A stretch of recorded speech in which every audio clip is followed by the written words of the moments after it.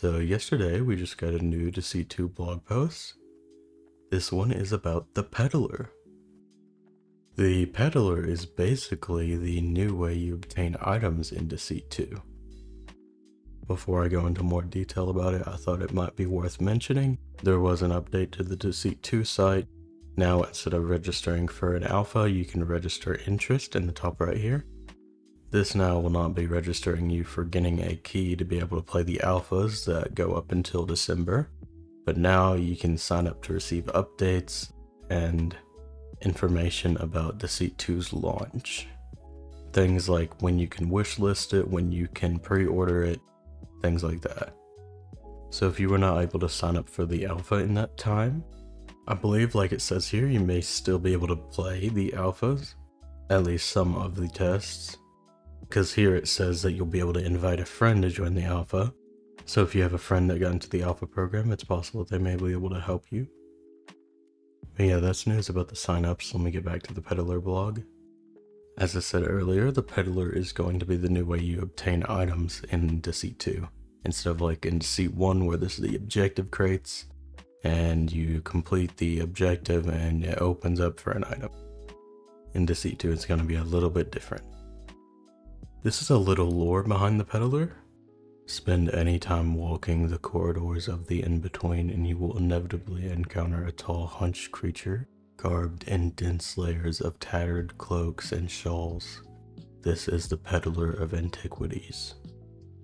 Once a chief mystic for an ancient tribe long before records were committed to stone or parchment, the Peddler enacted the first ever ritual.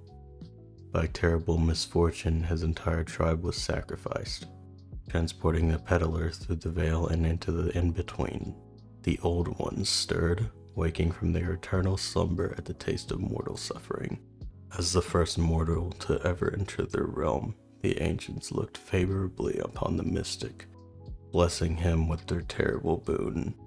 Time in the in-between is not as we know it.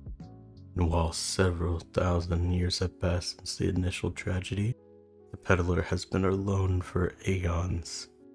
That was until the Game Master arrived, exploiting the damned creatures longing for humanity and redemption.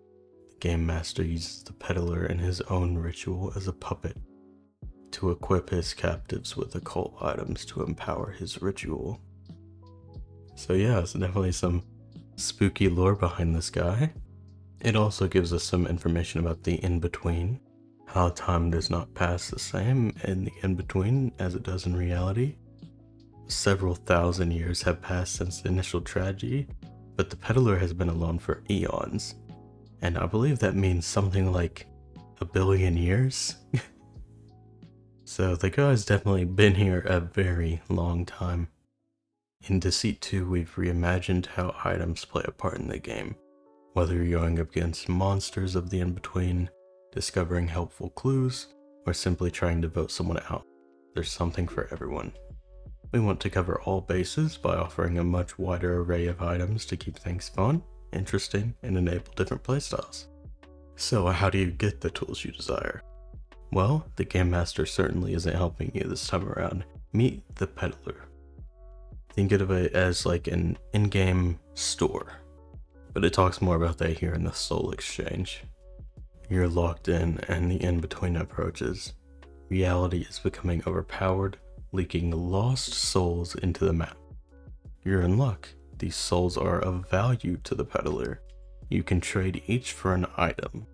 Any objective in the asylum that looks haunted will likely have a soul trapped inside of it. Solve the puzzle to release the soul, and then take it to the Peddler.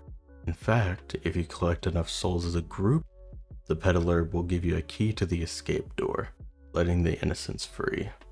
Just don't tell the Game Master. So yeah, you'll find different items, basically their objectives, around the map that are haunted, and solving the puzzle, just doing the objective, will give you a soul that you can trade. So you can see that in the picture in the bottom right, you can trade that for an item. So you want a weapon to defend yourself against Joel, who you're sure is infected. You'd like information to work out if Jord is telling the truth, because he's very good at framing. but you also need light items to defend yourself in the in-between. And you can't wait to try out that new thing you heard about on Discord. How you and the group decide to itemize will drastically change how each game plays out. We wanted to make sure that the game is easily accessible to new players, whilst providing dedicated players with ways to keep it fresh. By launch, Deceit 2 will already feature more items than seen in the original, with regular additions planned.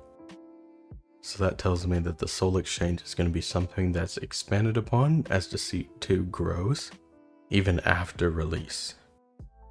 That seems like an awesome thing to look forward to. As I said earlier, they also provided this picture of the Soul Exchange shop, which is the place you get items from the Peddler. So as you can see here, there's a bunch of different items, and it also has the pistol. Don't trust someone, shoot them.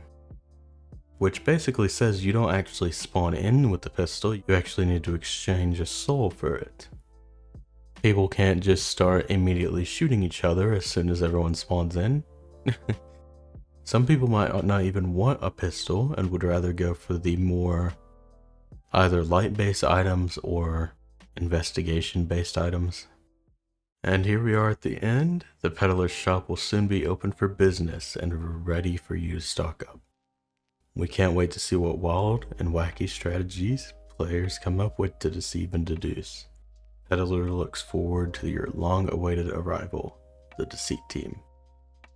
So yeah, even though this was a pretty short blog, it gives us some good lore behind the Peddler, a little bit of the in-between and how it works. I think it's interesting seeing how time passes differently in the in-between.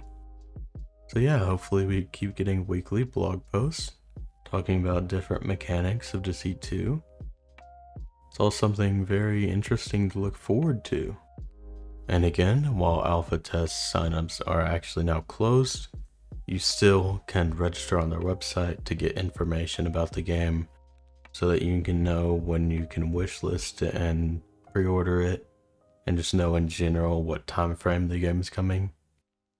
But yeah, I hope you enjoyed, and thank you guys for watching.